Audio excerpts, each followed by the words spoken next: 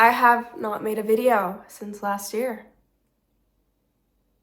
I've stopped making that joke. I obviously film a lot of different aspects of my life, but I don't always show everything that's going on behind the scenes. Behind the scenes, I was doing a lot of tests and doctor's appointments and just trying to find ways to manage the pain.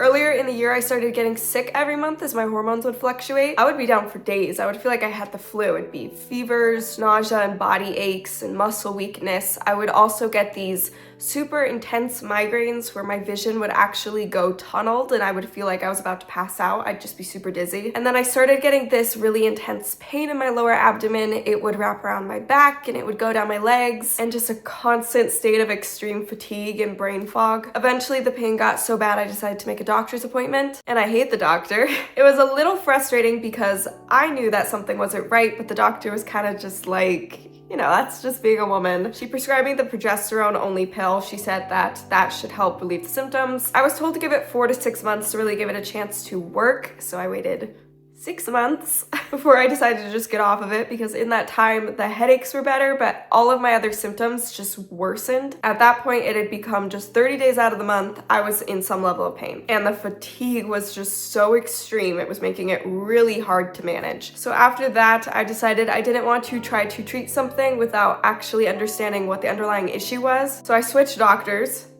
3 times, and that was the beginning of my trying to find a diagnosis journey. On average, my condition takes 7 to 11 years to diagnose. We did a lot of different tests that I can break down later in the video, but basically it was just process of elimination, trying to rule out type 1 diabetes and a thyroid issue, tumors or cysts, fibroids, and the whole time I was doing my own independent research, so I was analyzing my symptoms and kind of looking at my own family health history. So with all of that information, at my last doctor's appointment, the doctor was finally able just to tell me, you have endometriosis. Endometriosis is a chronic disease where tissue similar to the uterine lining grows on the outside of the uterus. It is incurable, and there aren't really many treatments doctors can offer you besides hormonal birth control. They can go in and surgically remove some of the tissue, but it just grows right back. You can have a hysterectomy, but I obviously don't want to do that. So I have to try to figure out how to manage this, because this is something that I have to live with for decades, and I don't want it to just keep progressing and get super severe that it causes a lot of damage down the road. It is an inflammatory disease, so it can cause body-wide inflammation, which causes a number of issues. It also increases your risk for cancers, specifically cervical cancer, and a big symptom of it is infertility or pregnancy issues like miscarriage or preterm birth. However, it is a fairly common disease, and there's starting to be a lot more awareness behind it, and women are getting very smart about finding ways to manage it. So I just have to do a lot of research and kind of take my health into my own hands this year. From what I've seen so far, a complete gutting of your diet, complete diet change, certain supplements, and eliminating hormonal imbalancing products. I did discover something interesting, like a huge majority of women with endometriosis are gluten intolerant or have celiac. Something to do with the inflammation. I think that is literally why I became gluten intolerant like 3 years ago. And I had no idea it was endometriosis this whole time. And now I have to eliminate more things out of my diet. So it's currently 12:30. I am very hungry. It's lunchtime. I don't yet know exactly what my diet plan is going to be. Full extent of everything I'm gonna need to cut out, but I feel like a good start is just to focus on eating whole foods only and actually cooking all of my meals instead of just grabbing something like a microwavable pho bowl. I'm not the most confident cook. It's not something I am very good at currently. But today I am gonna make chicken with cranberry shallot sauce plus chili roasted carrots and mashed potatoes. That sounds amazing. So it's super convenient. I'm super excited. I have all the instructions right here. Plus all of the ingredients are already perfectly prepped and portioned for me. My new meal box from HelloFresh arrived this morning and it was perfect timing. HelloFresh ships right to my door, and after the whirlwind of the holidays, this is exactly what we all need. They make mealtime super easy and manageable. It takes all of the stress out of recipe hunting and grocery store chaos. You just pick your meals and everything is prepped and shipped directly to you. Honestly, all of this produce looks 10 times fresher than the produce I get from the grocery store. I love HelloFresh because I get super overstimulated while I'm cooking. It's just too many things going on and I always forget ingredients at the store, and trying to find the right recipes is super overwhelming. It is really important to me that my diet supports my health because, as you guys know, I have to avoid gluten, and with my endometriosis, my my diet is about to become super important when it comes to managing my health. I can't afford to eat the wrong foods, so knowing that I can trust HelloFresh because they feature high quality, sustainable sourced ingredients like farm fresh produce makes it so perfect for me. So I was a little worried at first because my schedule is all over the place. But luckily HelloFresh is super flexible, so if I'm going on a trip or something like that, I can easily skip a delivery. HelloFresh has 50 chef-crafted recipes to choose from each week and customizable options, so there's something for everyone. Plus, you can save trips to the grocery store because of HelloFresh Market, and they have over 100 add-on items like snacks, easy breakfasts, beverages. These little egg bites were an add-on I got. I'm in love with these. So get up to 10 free meals when you go to hellofresh.com or the link in the description below and use code Nevaeh10FM. Discount applied on first box, new subscribers only, and varies by plan. That's up to 10 free meals when you go to the link in the description below or hellofresh.com and use code Nevaeh10FM. If I can get more into the habit of cooking all of my meals, I think that would help a lot. I'm gonna try to start figuring that out tomorrow. Everything I need to cut out, kind of make a diet plan. In the meantime, I'm gonna eat all of my food. We're having a rough night for pain. So we're gonna try to fix that. This thing is my best friend. My mom got me these for Christmas and it was the best gift ever. They're tiny tens that are supposed to basically just alleviate the back and pelvic pain. I don't really know how it works, but it works. So I'm gonna go to bed and tomorrow we really need to figure out this diet. I got a cookbook. This is actually a paleo cookbook, but when I was researching a little bit about what's inflammatory and what isn't, I'm not supposed to eat red meat, I'm not supposed to eat dairy, I'm not supposed to eat gluten, I'm not supposed to eat sugar, caffeine. I don't know about that one. I feel like the diet that lined up with it most was the paleo diet. That is a big adjustment. I think the hardest thing for me would be sugar. I mean, this is my pantry right now. I promise it doesn't normally look like that. I had Christmas. I feel like every time I open that pantry door, RFK is gonna break through my windows and yell at me. But I think that's one of the more important things for me to cut out. And while I was doing all of my testing, I had a little bit of insight into how my body reacts to sugar. A lot of my symptoms were lining up with type 1 diabetes, so I decided to wear a glucose monitor for 10 days. That was really interesting. I can see the tiny little needle.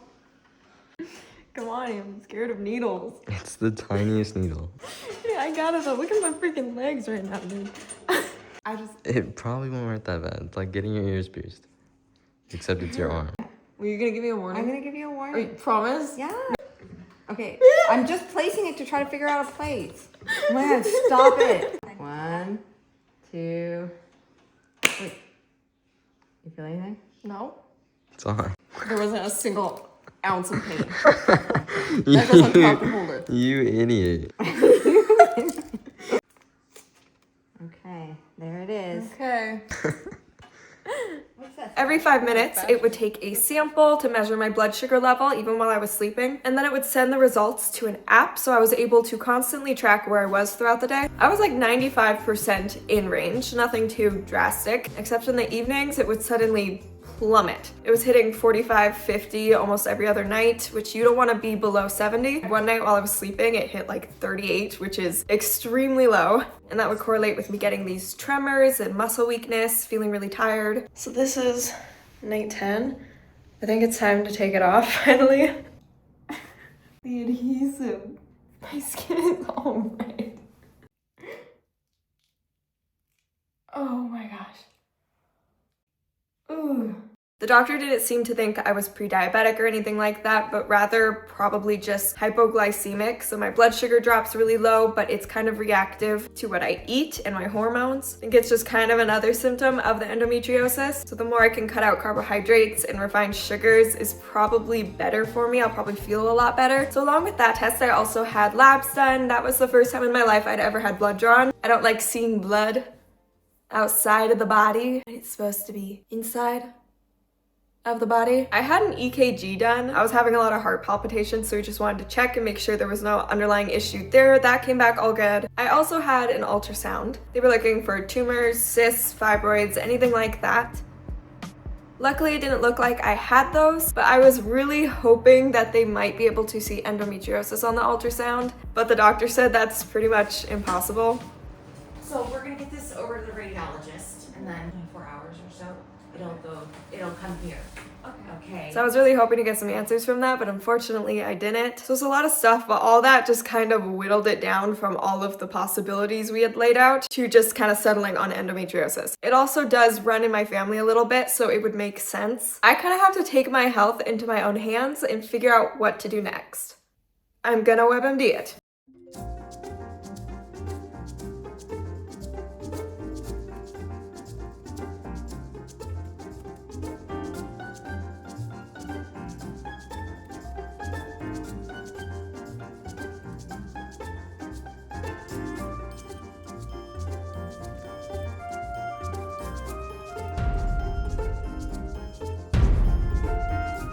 I'm just kidding. I'm just kidding. The no grilled cheese was still devastating though. I spent my night researching every single thing that women claim helps to reduce their symptoms, and considering it's estimated to affect 5 to 10% of women, there was a lot. The perfect diet, the perfect supplements, every tip ever on how to relieve pain, everything I could find to implicate. So I did all my research. Basically what I discovered was a bunch of do's and don'ts. I feel like I'm about to go through a purging stage in my apartment. I had this weird awakening last year where I realized that everything in your home and all your food is poison, and everything has hormonal disruptors in it. I'm afraid we have once again arrived at this dark place of realization. I've got to get rid of some things. On another note, I took down all my Christmas decorations finally, except the tree. I've decided I'm doing a Valentine's tree. I don't want to get rid of it.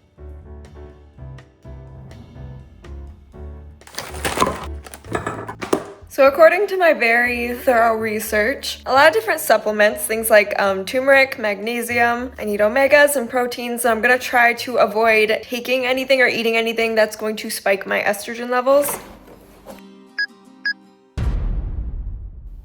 Maybe associated with the development of breast cancers. No, not my pesto Alfredo. Okay, let's try my veggie dip. No! Looks like it also increases the risk of developing cancers, and it is suspected of disrupting gut flora, which could lead to an increased risk of autoimmune allergic diseases as well as inflammatory diseases, such as endometriosis. Let's try my rice noodles. Okay, it's the first 100 out of 100 thing in my pantry so far. Oh, really? It also increases risk of inflammatory diseases, can also disrupt microbiome and increase the risk of certain chronic diseases. One of the moderate risk additives also increases the risk of inflammatory diseases. Oh no. Red 40. In certain forms, it may contain aluminum, which can increase the risk of several diseases due to its accumulation in the body. Cytotoxic and immunotoxic potential.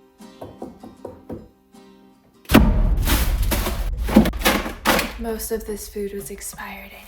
So surprise, our food is bad for us. A lot of the additives in the food contributed to autoimmune and inflammatory diseases, so everything like that has gotta go. But where are the hormonal disruptors?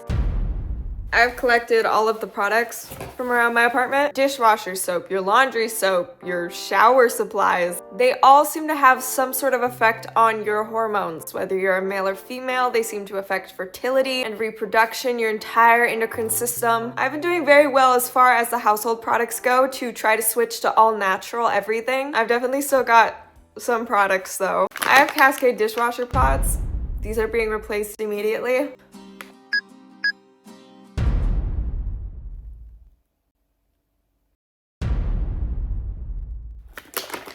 One of my hair products.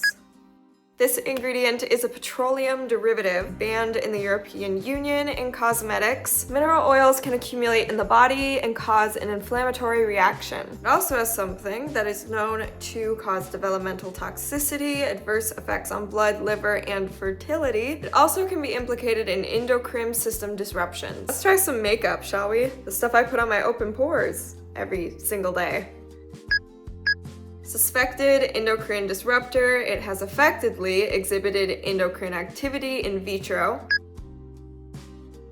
Oh boy. Effects have been observed on hormones and sperm activity. The substance may also have effects on fertility and the development of unborn children. It is also suspected of disrupting the endocrine system, specifically thyroid function. Biodegradable and cruelty-free sunscreen. Let's see. Oh gosh, that is so bad. 0 out of 100. May induce adverse effects on reproduction and organ development, notably the thyroid. It can also break down over time to form a carcinogenic compound. It is thought to act on hormone disruptors. Adverse effects on reproduction and the development of rats have also been reported. This additive is suspected of disrupting the endocrine system as it can interact with female hormone receptors. Also reported to have effects on fetal weight gain. As a precaution, it's recommended avoiding products containing this compound, especially for pregnant women. You know, but at least it's biodegradable and cruelty-free. It's extremely toxic, but at least this bottle won't be around for a sea turtle to choke on. Like, don't get me wrong, we should treat the environment well, but we need to get our priorities straight. Bath & Body Works lotion. I'm telling you, everything Bath & Body Works here is gonna come back like a 0 out of 10. Yep. Oh, Bath & Body Works. Affects thyroid function. It may also have effects on the sex hormones, and fertility may also be found in the placenta and in breast milk. Carcinogenic, mutagenic, and reprotoxic due to its potentially toxic effect on reproduction. It falls into category 1B, which is substances presumed to be toxic for human reproduction. Can block the effects of female hormones and interfere with thyroid hormone activity. This additive has an effect on the female and male hormones, gestation, and offspring growth. In the garbage. Grass-fed beef liver. Contains vitamin A, D, E, K2, B12, B3, B5, B6, and vital minerals like zinc, iron, copper, and potassium, CoQ10. A lot of things. It contains a lot of things. It smells like the inside of a farm store. It smells like chicken feed. Purina. This is a probiotic for gut health and immune support. This one smells like sawdust. Wood shake Home Depot. This smells like Home Depot. Turmeric and beetroot, powerful anti-inflammatory. Every one of the doctors said just to take a ton of turmeric. And then I also got a super powerful turmeric concentrate. For the health, for the health.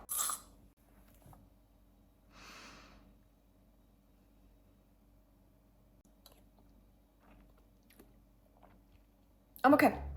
I'm okay.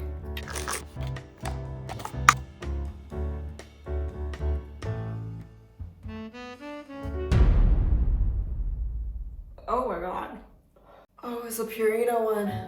I end up cutting the supplements I'm supposed to take in half and just doing them every other day. It's just too much all at once. To be fair, if it does help, it is worth it because the pain of a stomach ache from supplements is definitely not as bad as the flare-ups of pain I've been getting. The past week, it's been really bad. Last night I was pacing around my apartment. I couldn't really sit down. My legs hurt so bad. My back hurt, everything. So we're just gonna do really good about the diet and the supplements this week.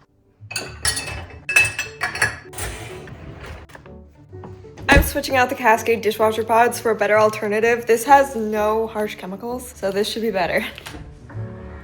Instead of my regular laundry detergent, I'm gonna be making the swap to clean ingredient laundry sheets.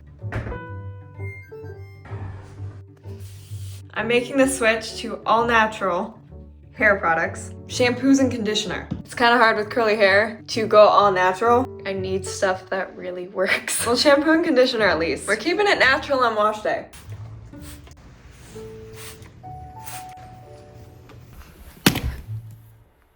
Oh, I'm switching out my everyday cleaners to stuff with no harsh chemicals. See, it says if ingested, don't induce vomiting. I feel like that's a good sign. You know, if you don't have to induce vomiting, it's probably not that bad to put spray on surfaces. I'm also gonna start using an apple cider vinegar fruit and veggie wash. You spritz this on your produce and you soak it, and it helps to lift all of the pesticides or soil or the wax coating off, just for something a little extra. We're making progress. It's taken a little bit of time, but little by little, I've slowly replaced all of my household products. Something I really need to focus on now is a new diet. Honestly, gonna be really hard for me. I'm a big snacker. So if I could try to change that into being just meals that I prepare, as much whole foods as possible, try to cut out all processed foods, limit my caffeine, limit my dairy, try to get rid of sugar. I already got rid of gluten, so that's good. Try to eliminate red meats. It's gonna be really difficult, honestly. That's a big diet change. I wouldn't rather have sugar than have to deal with this worsening at the rate it's worsening. Plus, I'm only 18, so I still have decades left where this is gonna be an issue for me. So I have to think about future issues. I need to try to slow it as best I can, not just enable it to progress. Plus, I will overall probably be a much healthier person if I can commit to that diet. So we're gonna see. We're gonna start tackling this tomorrow. I'm drinking tea this morning. I'm supposed to be cutting down on my caffeine. I'm just gonna try to limit my coffee intake. If I can do tea every other day, that'd be great. This isn't hitting like my coffee does, but you know, it's all right. So this is the current fridge situation. Still have some HelloFresh meals, so I can make those later. I did get like all natural chicken, no hormones or anything like that, and spinach and artichoke so I can make some dinners. Gluten-free protein meals. I loaded up on the veggies. I got some dairy-free alternatives just to see if I can try to cut back on my dairy consumption. I still have a bunch of meat from HelloFresh. I've got some more gluten-free protein meals, dairy-free ice cream, and just honestly so much seafood and stuff to make smoothies. I was super nervous at the grocery store when I was walking into the checkout line. I don't go grocery shopping that often. I usually go about twice a month, every 2 weeks or so. So my bill will usually be around $200 per trip, but I don't usually buy any meat or seafood, anything like that. So I was really nervous. I was like, this is gonna be a really expensive trip, but I don't understand how, but the trip ended up being $215. So it didn't cost me anything extra to buy all of these whole foods and to buy a bunch of seafood and meat than it would if I was just having a normal trip and buying the usual like processed snacks. I'm really hungry, so we're gonna try to put something together.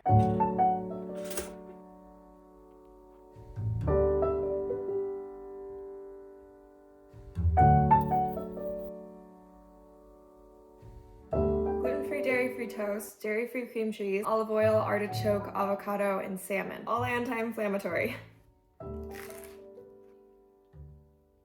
Yes. That is so good. What's gonna be fun about kind of revamping my diet is I get to learn a bunch of new little recipes. I know endometriosis is incurable, but there's a lot of women that say by eliminating processed foods and all of these sugars, their symptoms become 100 times more manageable. If it doesn't work for me, if it doesn't help my symptoms, no harm done really. You'll be an overall healthier person. I have such a little fear in the back of my head that it's gonna cause problems later down the road because I'm not doing anything surgical to actually go look and see like where I'm at any point as far as severity of the growth goes. I feel like I'm never just gonna have any peace of mind about that. If diet and supplements seem to manage symptoms, I'm going to assume that it's helping to just slow down the growth and reduce inflammation. So I'm gonna try to just do a lot of research, take my health into my own hands, and manage my symptoms best I can. Things could always be a whole lot worse, and that is not something to take for granted. I'm very thankful to the Lord for my health as is, and I'm going to make sure that I take care of the body that He gave me the way I'm supposed to. So we're gonna see how it goes. This is gonna be a little bit of a journey, and I just, I wish I could take my coffee with me.